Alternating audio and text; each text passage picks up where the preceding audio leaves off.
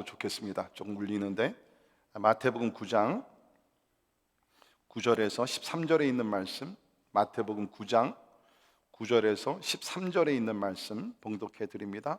예수께서 그곳을 떠나 지나가시다가 마태라 하는 사람이 세관에 앉아 있는 것을 보시고 이르시되 나를 따르라 하시니 일어나 따르니라. 예수께서 마태의 집에서 앉아 음식을 잡수실 때에 많은 세리와 죄인들이 와서 예수와 그의 제자들과 함께 앉았더니 바리새인들이 보고 그의 제자들에게 이르되 어찌하여 너희 선생은 세리와 죄인들과 함께 잡수시느냐. 예수께서 들으시고 이르시되 건강한 자에게는 의사가 쓸데없고 병든 자에게야 쓸데있느니라. 너희는 가서 내가 긍휼을 원하고 제사를 원하지 아니하노라 하시듯이 무엇인지 배우라. 나는 의인을 부르러 온 것이 아니요 죄인을 부르러 왔노라 하시니라. 아멘. 우리 온라인으로 예배를 드리시는 분들, 여러분께서 성전에서 예배를 드리시는 것 같이 경건한 마음으로, 아직 잠옷바람이 있으신 분들 옷을 제대로 입으시고 우리 예배에 참석해 주시기를 부탁을 드립니다. 자, 요새 코로나이나 코로나19 때문에 뭐 난립니다. 그런 사람들이 굉장히 그 두려움 속에서 살고 있는 것이 현실입니다. 그런데 제가 염려하는 것은 이 사실 코로나 이 문제 자체보다도 사람들의 두려워하는 그 생각, 그 두려움이 더 걱정이 되는 거예요. 정신적인 타격이 더 걱정이 되는 거예요. 이것은 지나가게 돼 있는데 이 두려운 생각을 갖게 되면 우리가 할 수 있는 것, 또 우리가 면역력도 떨어지게 됩니다. 우리가 조심은 해야 되지만 두려워하면 안 된다는 것입니다. 제가 이렇게 그 설교를 준비하면서 두려움에 대한 좋은 말씀이 있는가 인터넷 좀 찾아봤더니 스코틀랜드의 우리 장로교 신학교 교수 되시는 신클레어 B 퍼거슨이라는 그 박사님이 이런 얘기를 하셨어요. 참 좋은 은혜스러운 말씀입니다. The fear of the Lord tends to take away all other fears. This is the secret of Christian courage and boldness. 번역을 해보면 하나님을 두려워하는 것. 여기 두려워한다는 것은 좀 더 이렇게 바르게 번역을 하면 경외하는 것입니다. 하나님을 두려워하는, 경외하는 것은 다른 모든 두려움을 없애준다. 바로 이거예요. 하나님을 두려워한 거룩한 두려움, 경외함. 하나님을 경외한다는 건 뭡니까? 하나님의 능력과 사랑과 성품과 모든 것을 내가 신뢰한다는 것. 믿으십니까?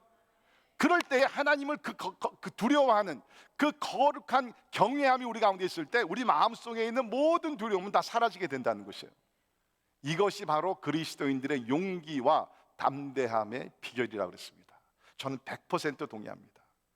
하나님을 경외하는 그 믿음, 거룩한 두려움이 있을 때 우리 마음속에 있는 모든 두려움은 다 사라지고 예수 그리스도 안에서 담대함과 용기를 가지고 이 어려운 시간도 승리하며 지나가게 될 줄을 믿습니다. 여러분, 우리가 하나님을 믿는다 그러지만 사실 이러한 위기를 당할 때 하나님을 믿는 믿음의 능력이 나타나야 된다는 거예요.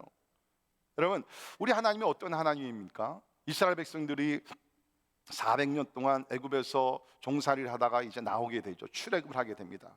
이 바로가 말을 잘 안 듣습니다. 내보내진 않습니다. 하나님께서 10가지 재앙을 내리시죠. 마지막 재앙이 뭡니까? 장자의 죽음이란 재앙입니다. 각 가정에 장자가 죽어나가는 재앙이에요. 말을 안 들으니까. 그런데 하나님께서 이스라엘 백성을 보호하시기 위해서 어떻게 하셨어요? 문설주에 어린 양의 피를 바르면 그 피를 보고 죽음의 권세가 뛰어넘겠다는 거예요. 여러분, 이거 우리가 보면은 생각해보면 이게 미신적인 것 같아요. 그러나 이스라엘 백성들은 뭐예요? 말씀을 순종합니다. 순종하는 자들마다 뭐예요? 죽음의 권세가 그 집을 뛰어넘습니다.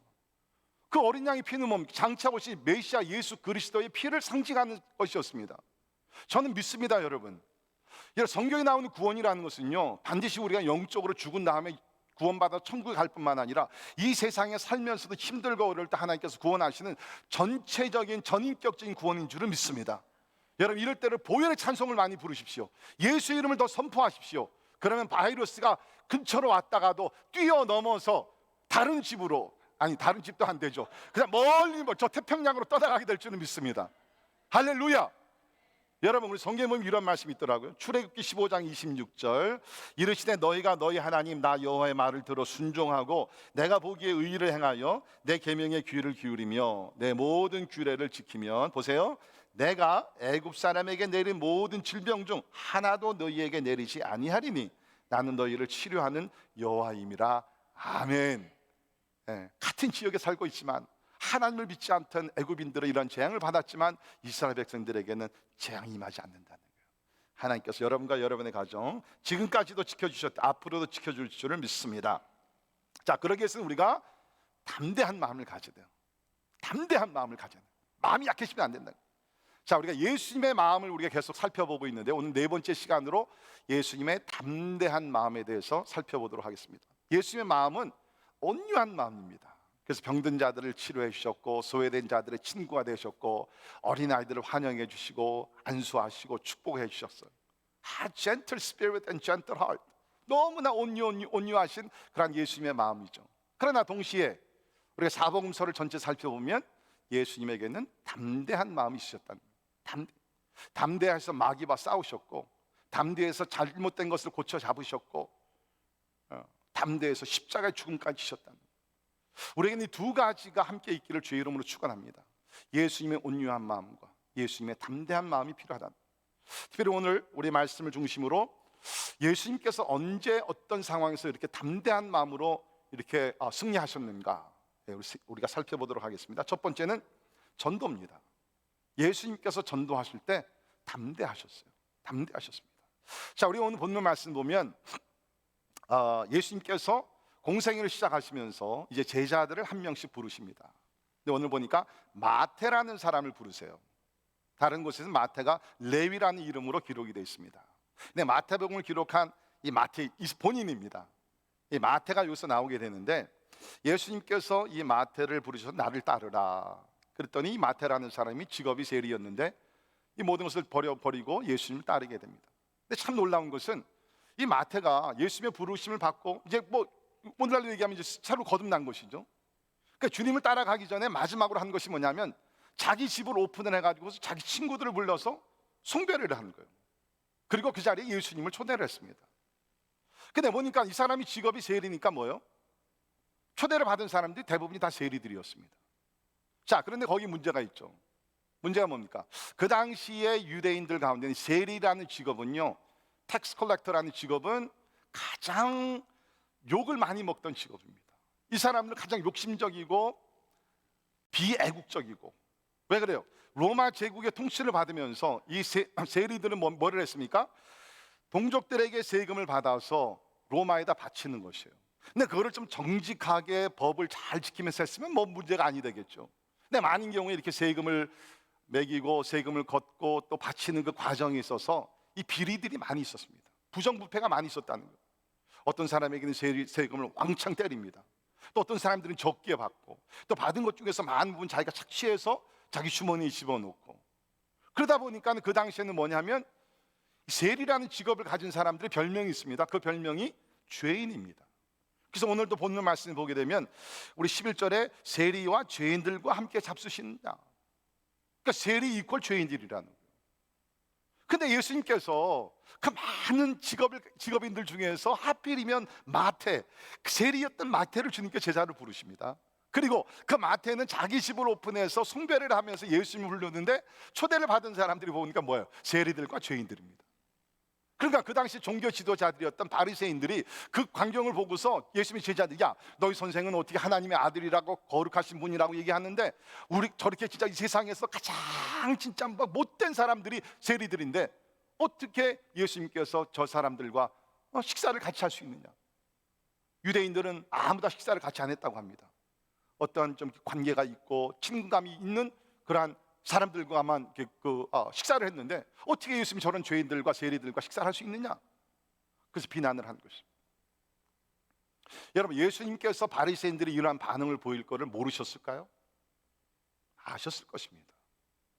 근데 예수님은 의도적으로 마태를 부르신 것도 의도적이었고 또 마태 집에서 잔치를 했을 때 의도적으로 그것에 참석했습니다.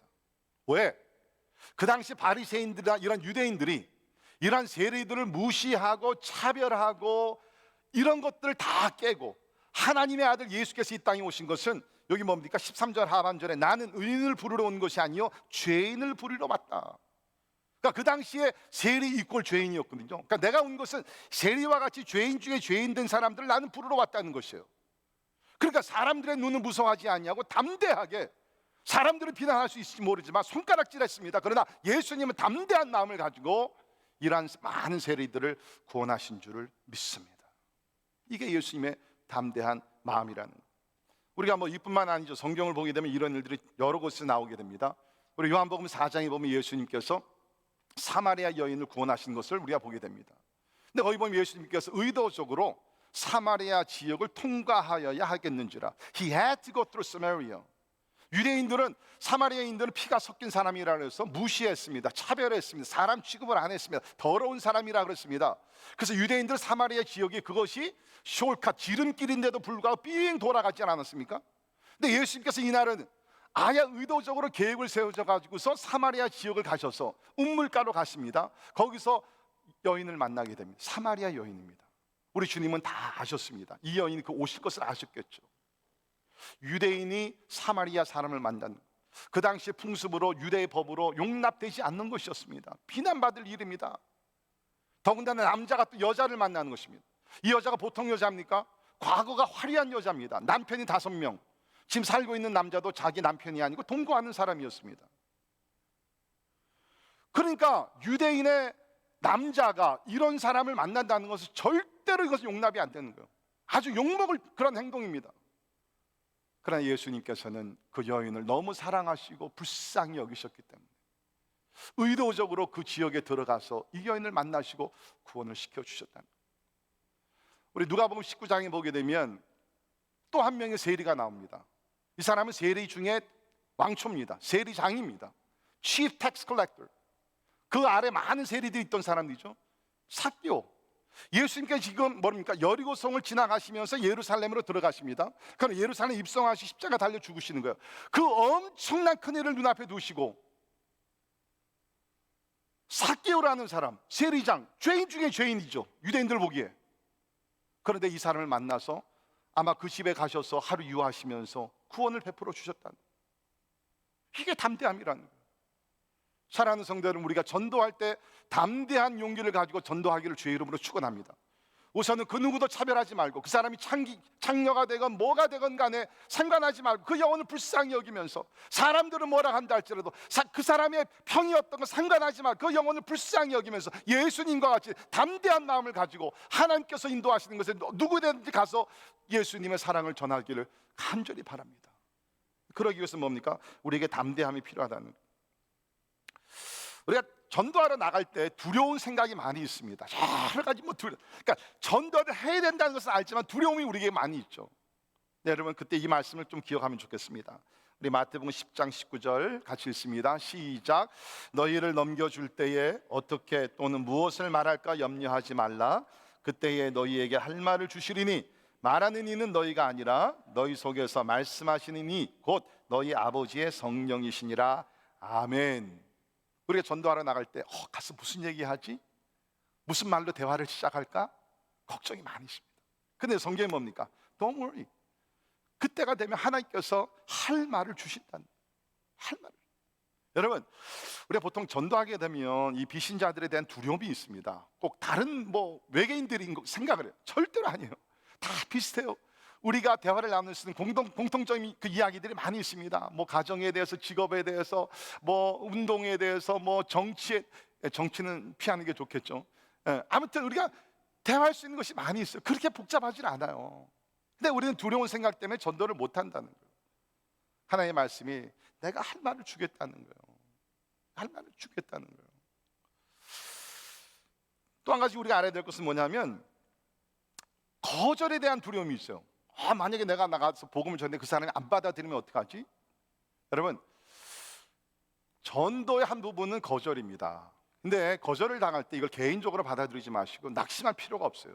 왜? 예수님께서 뭐라고 그러셨습니까? 마태복음 5장 11절에 나로 말미암아 너희를 욕하고 박해하고 거짓으로 너희를 거슬려 모든 악한 말을 할 때에는 너희에게 복이 있나니 기뻐하고 즐거워하라. 하늘에서 너희의 상이 큼이라. 너희 전에 있던 선지자들도 이같이 박해하였느니라. 그러니까 내가 나가서 복음을 전했는데 그 사람이 거절할 뿐만 아니라 최악의 경우에 침을 뱉는다고. 우리 멕시코 가서 전도하다 돌까지 던집니다. 그러면 우리가 그 사람들을 우리가 저주할 필요가 없다는 거예요. 오히려 우리도 감사해야 돼요. 왜 그렇습니까? 주님의 말씀이 뭐예요? 나로 인하여서 너희를 박해하면 너희에게 복이 있나니.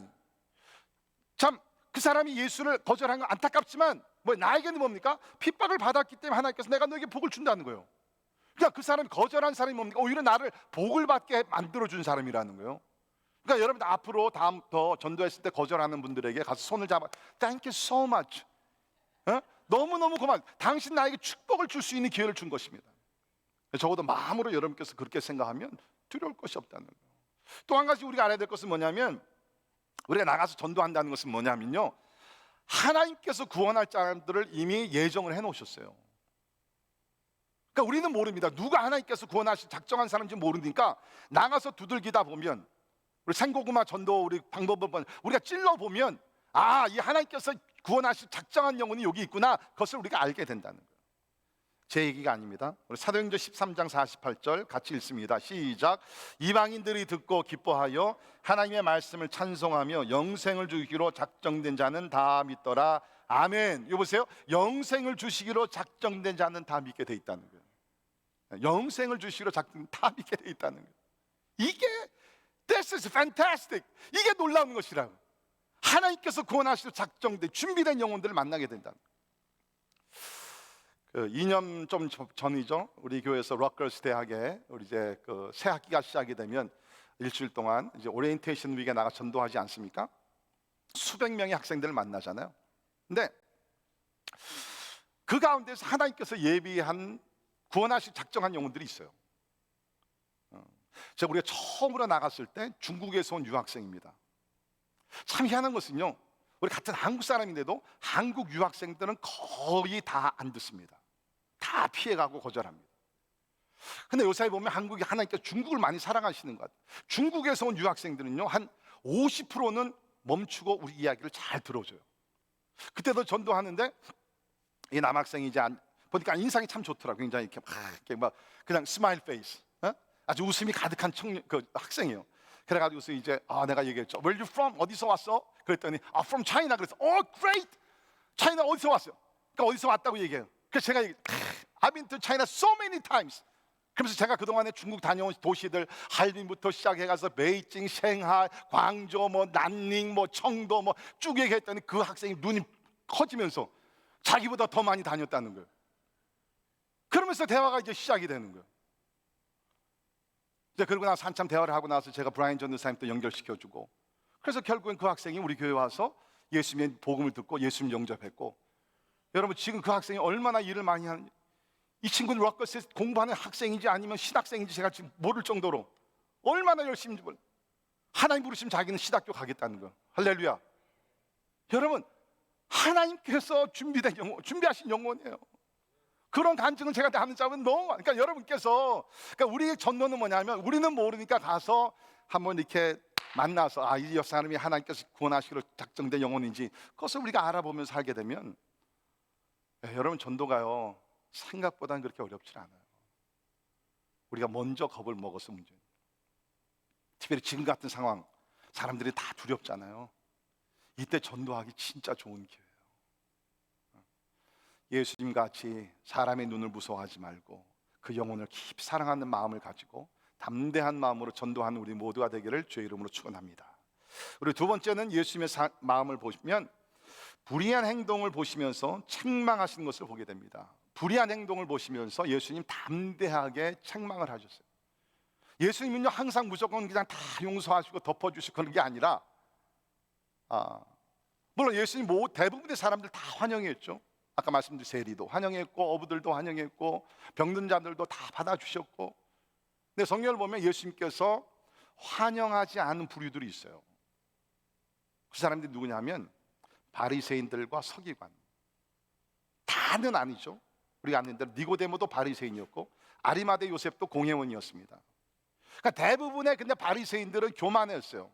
아주 자기네들이 다 아는 줄 자기네들이 하나님 다음으로 가는 줄 알았어요. 바리새인들의 문제가 뭐예요? 겉으로는 굉장히 의로워요. 막 기도도 크게 열심히 하고 구제도 하고 금식도 일주일에 하루 이틀씩 하고, 그러니까 겉으로 보기에는 사람들의 눈에는 저 바리새인들 진짜 의로운 사람들이구나. 그러나 예수님은 저들의 마음속을 깊이 뚫어보셨습니다. 겉으로는 의로운 것 같지만 그 마음속을 보니까 불의로 가득 찼죠. 교만한 마음으로 가득 찼어요. 욕심으로 가득 찼어요. 그래서 예수님께서 어떠셨어요? 이런 사람들을 가만두지 않으셨죠. 마태복음 23장에 보면 이들을 향해서 회칠한 무덤, 뱀, 독사의 새끼들이라고 했습니다. 여러분 상상이 되세요? 그렇게 인자하신 예수님의 입에서 회칠한 무덤, 뱀, 독사의 새끼들아, 그렇게 책망을 하셨다는 것입니다. 그뿐만 아니죠.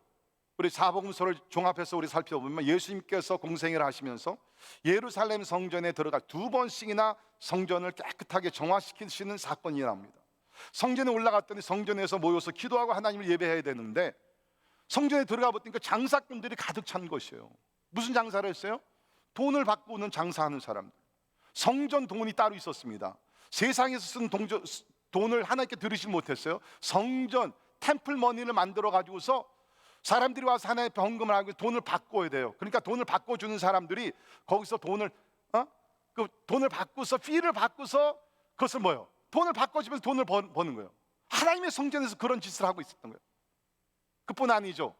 우리가 아는 대로 이스라엘 백성들이 하나님 앞에 예배 드릴 때 뭐니까 제물이 필요했습니다.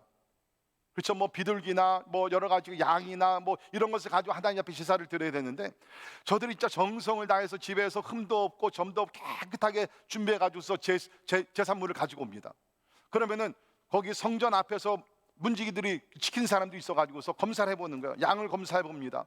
흠이 없고 그런데도 그냥 흠을 찾는 거예요. 야, 여기 흠이 있잖아. 안 돼, 이건 안 돼.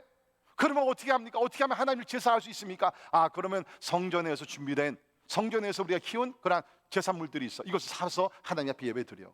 그러면 어떻게? 갈릴리에서 멀리서 왔는데 성전에서 비싼 돈을 주고 성전에서 파는 그 제산물들 사가지고서 하나님 앞에 제사를 드려. 그러면서 돈을 챙긴 거예요. 그러니까 예수님께서 그것을 다 보시면서 얼마나 분노하셨겠습니까? 진짜 하나님의 성전은 가난한 자들이 와서 하나님 예배하며 위로도 받고 구원도 받고 은총을 받아야 되는 곳인데 그곳에서 장사판이 된 것이에요.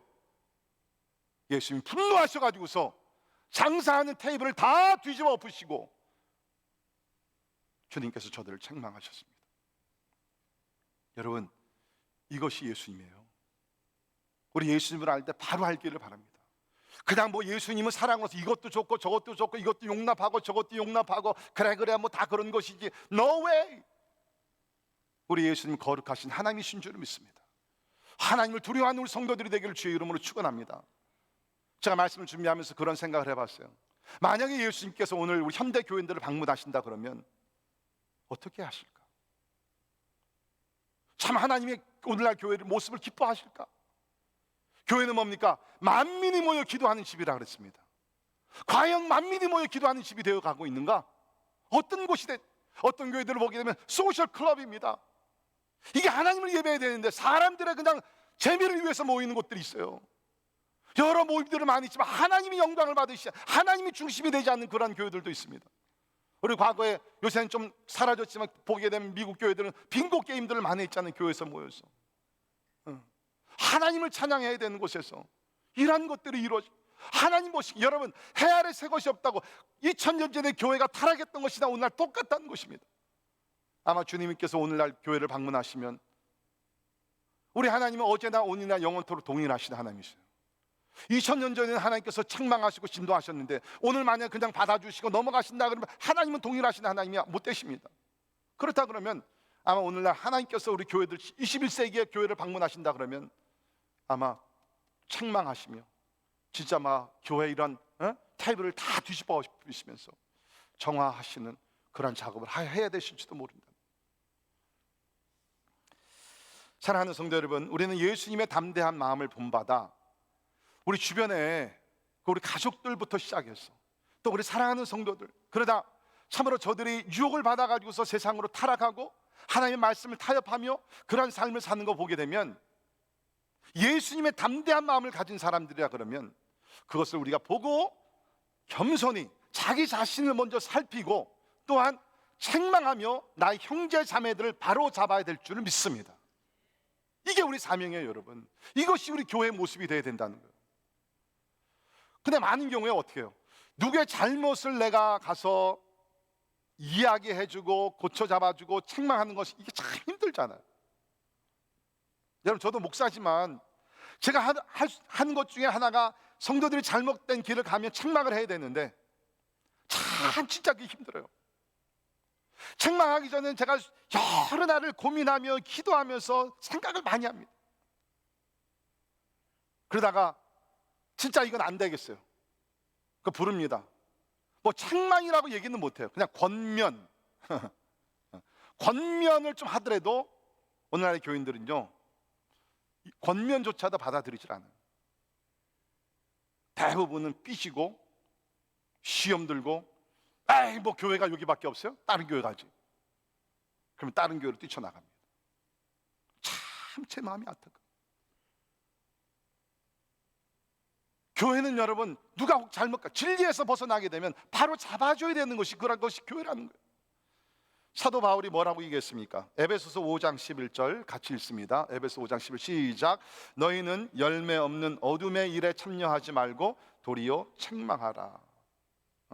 누가 어두운 일에 참여하면 같이 동참하지 말고 뭐라는 거예요? 책망하라는, 도리어 책망하라는. 근데 제가 설교를 나도 그전에는 못 봤는데 이번에 보면서 대부분의 영어 번역을 보니까 어떻게 번역했냐면 rebuke가 아니라 expose them. expose them 뭡니까? 폭로하라는 거예요. 와, 형제가 죄를 범하면 대부분의 오늘날 교회 쉬쉬하죠. 성경에 가르치면 폭로하라는 거예요. 오해하지 마세요. 폭로해서 그 사람을 정죄하고 그게 아닙니다.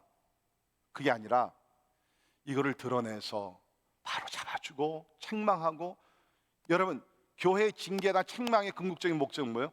회복입니다. 그 사람이 바로 설 수 있도록, 그 가정이 바로 설 수 있도록 붙들어 줘야 된다는 거예요. 근데 그러게 하기 위해서는 죄를 드러낼 수밖에 없다는 거예요. 참 어려운 일이죠. 여러분, 교회가요 요새 거의 이런 일을 못하고 있습니다. 그러다 보니까 어떻게 됩니까? 교회는요 자꾸 죄만 점점 쌓아져 가는 거예요. 교회는 하나님의 거룩한 성전이 돼. 하나님의 the holiness of God should be in this place. 하나님의 거룩하심이 이 교회에 있어야 되는데 이제는 죄들을 너무 쉽게 용납을 해주고 그냥 넘어가다 보니까 죄가 점점 쌓이는 거예요. 그러니까 거룩한 성전이 아니라, 죄송합니다, 더러운 성전이 돼가는 거예요. 예수님의 마음이 얼마나 아프겠어요. 저는 우리 교회가 주님 오시는 그날까지 다 부족한 사람들이 모였지만 서로를 사랑해주고 서로를 격려해주고 서로를 붙들어줄 때, 누가 잘못 갔을 경우에, 그렇다고 여러분 우리가 뭐 맨날 두 눈을 뜨고 누가 그게 아니라 진짜 이거는 너무너무 위험한 상태와 그랬다 그러면 내가 좀 욕을 먹더라도, 그 사람이 나를 좀 오해를 하더라도 내 자신을 먼저 살펴본 후에 담대하게 가서 형제 자매의 손을 붙들고, 형제여 그러면 안 됩니다. 더 이상 가면 안 됩니다. 하나님이 기뻐하시지 않습니다. 회개하고 돌아와야 합니다. 같이 끼어안고 같이 울고 같이 회개하면서 우리 형제를 지켜줄 수 있는 우리 모두 되기를 주의 이름으로 축원합니다. 그러기 위해서 뭡니까? 우리에게 담대함이 필요한 거예요. 담대함. 동시에 뭡니까? 우리 자신들이 거룩해지기 위해서 노력을 해야 돼요. 우리 히브리서 12장 14절 같이 있습니다. 히브리서 12장 시작. 모든 사람과 더불어 화평함과 거룩함을 따르라. 이것이 없이는 아무도 주를 보지 못하리라. 아멘. 참 제가 좋아하는 말씀 중에 하나입니다. 여기 보면 모든 사람과 더불어, 첫째 화평, 그죠? 화평하라는 거예요. 두 번째 뭡니까? 거룩함을 따르라. 참 제가 이 말씀, 거룩함을 따르라, 그러니까 히브리서 저자는 뭡니까?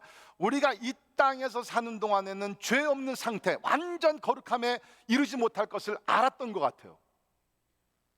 우리는 아무리 노력해도 이 땅에 사는 동안은 죄를 범할 수밖에 없습니다. 생각으로, 행동으로, 말로. 그럴 때 히브리 저자는 여기서 뭐래? 거룩함을 따르라는 거예요.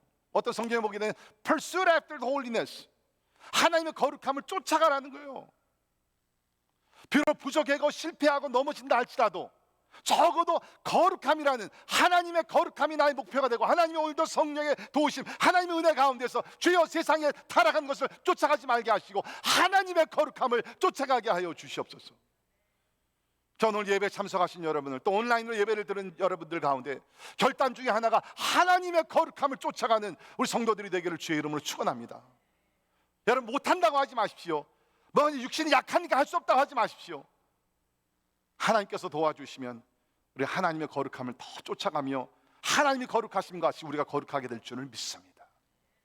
그럴 때 우리는 담대하게 형제의 잘못함을 보면서 책망하고 바로잡아 줄 수가 있다는 것입니다.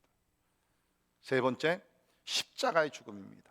예수님은 십자가의 죽음을 눈앞에 두시면서 담대함으로 중간에 포기하지 아니하고 피하시지 아니하고 십자가의 죽음을 당하신 것을 우리는 잘 알 수 있습니다. 여러분, 사실 예수님께서는요 십자가를 피할 수 있는 권세도 있으셨습니다. 성경을 보면 가룟 유다가 이제 예수를 팔아 넘기기로 작정을 하고 예수님을 잡기 위해서 큰 무리와 함께 오게 됩니다. 참 이게 이해가 안 되는 거예요. 이 큰 무리가 오면서 성경을 보니까 큰 무리가 칼과 몽치를 가지고 왔다. 많은 사람을 데리고 와가지고서 칼과 몽치를 가지고 와서 예수님을 잡기 위해서 온 것이에요. 죄 없으신 분을 이런 식으로 잡기 위해서. 그때 예수님께서 뭐라고 하셨습니까? 베드로가 이 일을 방해하고 막 칼을 휘두르고 그럴 때 주님께서 뭐라 하셨습니까? 베드로야, 넌 내가 지금 하나님 아버지께 구해서 12영, 12군단이나 되는 천사들을 불러서 저들을 멸할 수 없다고 생각하느냐? 한 군단은요 6천 명의 군사를 얘기했는데 12군단이라 그러면 얼마나 많은 천사들입니까? 내가 그 많은 천사를 불러서 나를 잡으려고 한 저 사람들 다 멸할 수 없다고 생각하느냐? 그런 권세가 있으시다는 거예요. 여러분, 사실 예수님께 그 당시에 잡히지 않으셔도 돼요. 천사들을 불러가지고 멸할 수도 있었습니다. 예수에게는 그런 권세가 있었어요. 그러나 만약에 예수님께서 그렇게 하셨다 그러면, 자기 자신을 보호하면서 희생하고 십자가를 죽지 않으셨다 그러면 우리가 구원을 못 받잖아요. 그러니까 예수님께서 우리를 구원하시기 위해 스스로 목숨을 내려놓으신 것이에요. 여러분, 스스로 목숨을 내려놓는다, 그 담대한 마음 아니면 어떻게 합니까? 근데 예수님 이미 오래전에 십자가 죽음이 오기 전부터 마음으로 결정을 하신 거예요. 자, 요한복음 10장 17절에 보시면, 내가 내 목숨을 버리는 것은 그것을 내가 다시 얻기 위함이니 이로 말미암아 아버지께서 나를 사랑하시느니라. 이를 내게서 빼앗는 자가 있는 것이 아니라 내가 스스로 버리노라. 나는 버릴 권세도 있고 다시 얻을 권세도 있으니 이 계명은 내 아버지에게서 받았노라 하시니라. 아멘. 예수의 권세가 있었어요. 죽을 목숨을 내려놓을 수 있는 권세도 있고 살릴 수 있는 권세도 있었습니다. 천사를 불러서 원수들을 멸할 수 있는 권세도 있고 십자가를 칠 수 있는 권세도 있었습니다.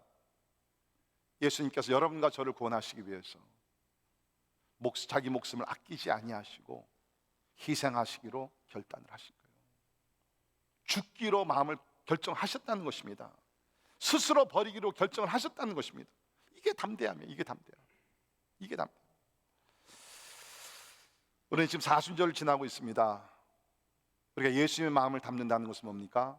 이렇게 담대한 마음을 가지고 우리도 주님 걸어가신 십자가의 길, 주님이 주신 십자가도 나를 지겠다는 그런 각오를 좀 했으면 좋겠습니다. 우리 빌립보서 1장 29절 같이 읽겠습니다. 시작.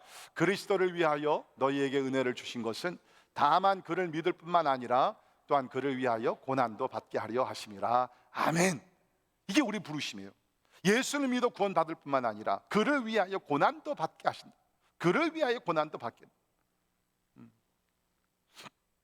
그러기 위해서는 우리 가운데 담대함이 필요하다는 것입니다. 제가 몇 번 말씀드렸지만 저는 이렇게 봅니다. 코로나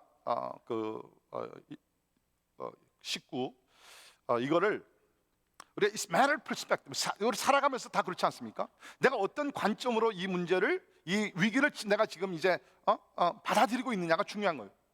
긍정적으로 생각하면 이 긍정적인 그런 결과들이 일어나는 거예요. 저는 이거 굉장히 긍정적으로 봅니다. 그 중에 하나가 뭐냐면 이 코로나 이 사태 이거를 장차 다가올 대환란의 날을 준비하는 훈련으로 받아들이고 있어요. 저는 진짜 개인적으로 그렇게 하고 있습니다. 분명히 성경을 보면 대환란이 오게 돼 있거든요. 징조를 보게 되면 점점 가까이 오고 있습니다. 지금 뭐 난리 났다 그러지만요, 우리 요한계시록에 나온 대환란, 그 재앙들을 보게 되면 이건 아무것도 아니에요. It's a piece of cake. 만약에 오늘 성도들이 이런 어려움을 당하면서 뭐 어떻게 막 되면요, 진짜 I have some concern for you. 저는 여러분의 담임 목사 굉장히 좀 두려운 마음이 있어요. 그게 뭐냐? 대환란이 진짜로 오게 되면 전 인구의 막 전 세계 인구 3분의 1이 죽어나가게 된다 그러는데, 그런 재앙의 날이 오게 되면 어떻게 살아남을 것이냐면, 어떻게 살아남을 것이냐면, 저는 여러분 우리 교회 성도들이 이것을 훈련 기관으로 받아들이면서 좀 뭐라 그럴까요? 그 인내력을 키운다 그럴까요? The power of resilience.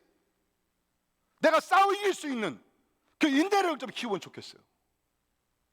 왜? 우리가 성경적으로 보면 환난의 날은 점점 가까이 오고 있어요. 더 힘든 날은 가까이 오고 있어요. 그렇다 그러면 특별히 여러분의 자녀들을 위해서 잘 교육을 시키십시오. 언젠가는 우리는 이 세상을 떠납니다. 자녀들을 두고 떠납니다. 우리보다는 우리 자녀들이, 그 후손들이 대환란의 날을 맞을 가능성이 더 높죠. 제가 이번에도 그 설교를 준비하면서 요한계시록을 보니까 마지막 날에 어떤 사람들이 살아남느냐, 우리 요한계시록 7장을 보게 되면 어린 양의 그 잔치가 나옵니다. 거기 보면 14만 4천 명이 그 24 장로들과 함께 어린 양 예수 그리스도를 찬양하는 영광스러운 모습이 나와요. 거기서 신천지가 14만 4천 명이라는 걸 찾아내서 그 날리는 거예요. 그 사람들은요, 성경 성자도 모르는 사람들이에요.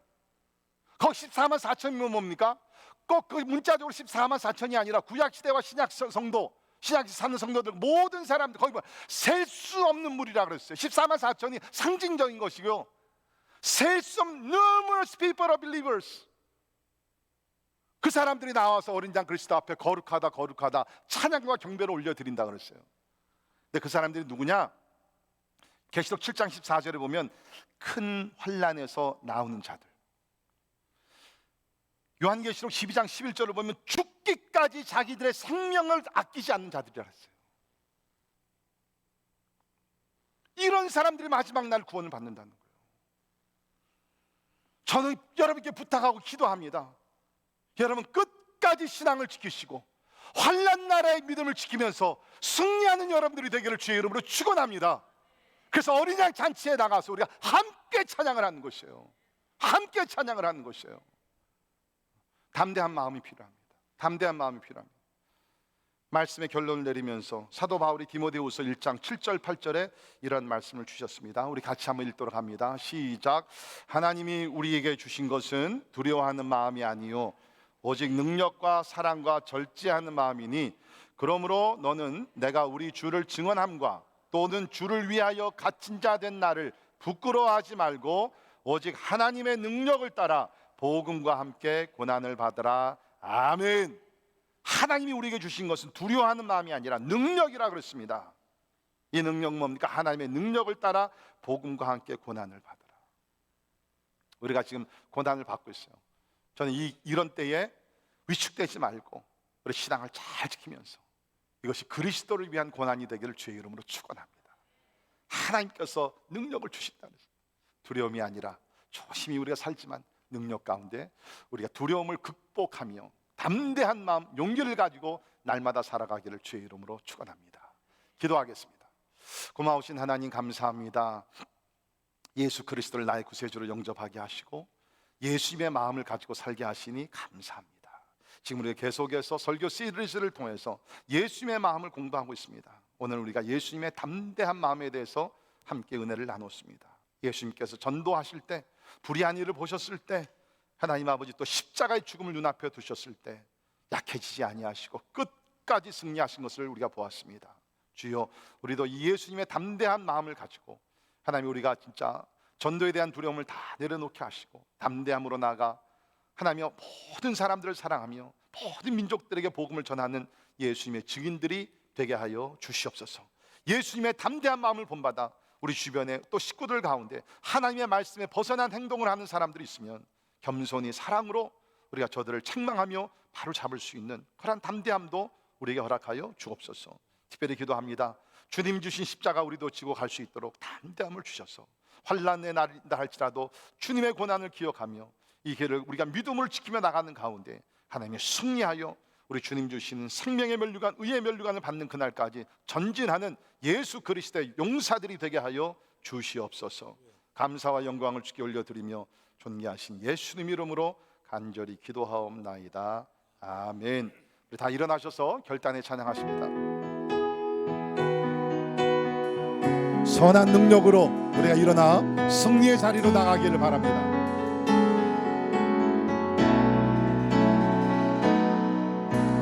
선한 능력으로 하시네 그 크신 발로 날 붙드시네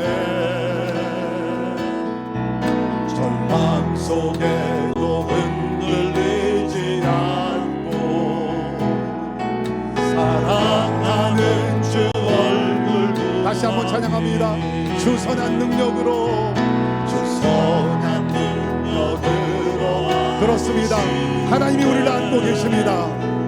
그 크신 발로 날 붙드시네 아멘 절망 속에도 흔들리지 않고 사랑하는 주 얼굴 구하리 선한 능력으로 선한 능력으로 일어서리 주 많으시다니 믿음으로 우리 고대하네 주 오실 그날 영광의 새날을 맞이하리 이전의 괴로움 날에 워싸 고난의 길을 걷는다 해도 길을 걷는다 해도 주님께 맡긴 우리 영혼 주님께 모두 맡긴 우리 영혼 끝내 승리의 날을 맞으리 승리의 날을 맞으리 선한 능력으로 일어서리 주 많으시하리 믿음으로 그렇습니다. 우리 고대하네 주 오실 그날 나를 막 선한 능력으로 일어서리 선한 능력으로 일어서리 주 많으시하리 믿음으로 우리 고대하네 주 오실 그날 영광의 새날을 맞이하리 주님의 마신 고난 주님이 마신 고난의 쓴잔 우리도 감사하며 받으리 또 감사하며 받으리 주님의 남은 고난 주님의 남은 고난 채워간 예수와 복음 위에 살리라 예수와 복음 위에 살리라 예수와 복음 위에 살리라 선한 능력으로 일어서리 주 많으시하리 믿음으로 우리 고대하네 주 오실 그날 영광의 새날을 맞이하 선한 능력으로 그렇습니다. 주님 우리는 일어날 것입니다. 안으시하리 믿음으로 우리 고대하네 주 오실 그날 영광의 새날을 맞이 승리의 새날을 맞이하리 승리의 새날을 맞이하리 우리 같이 기도하겠습니다. 여러분 이 시간에 모든 염려 두려움을 주께 맡기십시다. 너희 염려를 주께 맡겨라 주가 너희를 돌보심이라. Cast your burdens upon the Lord for He cares for you. 하나님께서 우리 두려움 염려를 다 걷어가시고 우리 마음에 대신에 평강과 담대함을 주시기를 원하시는 줄 믿습니다. 여러분 두려운 생각 하나님께 맡기십시오. 하나님은 살아계십니다. 하나님은 전능하신 하나님이십니다. 우리를 지키시는 여호와 하나님이신 줄을 믿습니다. 하나님께서 천군 천사들을 동원하셔서 우리 사방을 둘러싸시며 지켜주실 줄 믿습니다. 우리 시간에 우리 삶을 주께 맡기며 우리 자녀들을 주 앞에 올려드리며 하나님이 함께 해주시고 이번 기회를 통하여 하나님의 능력, 하나님의 임재를 깊이 체험하며 믿음이 성장하게 도와주시고 나와 우리 가정에, 우리 교회 가운데 영적 공이 일어나게 하여 주시옵소서. 우리 주여 한번 외치고 기도하겠습니다. 주여! 사랑의 역사하시는 하나님을 찬양합니다. 하나님 아버지 하나님 마음의 능력으로 아버지를 공경하는 것처럼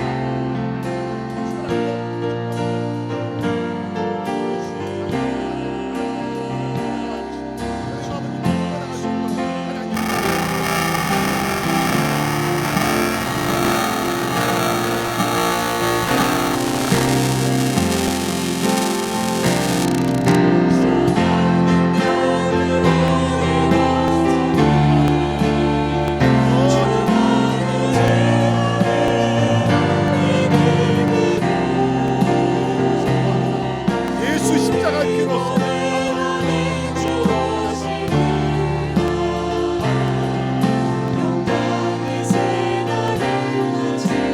선한 능력으로 일어서리, 선한 능력으로 일어서리,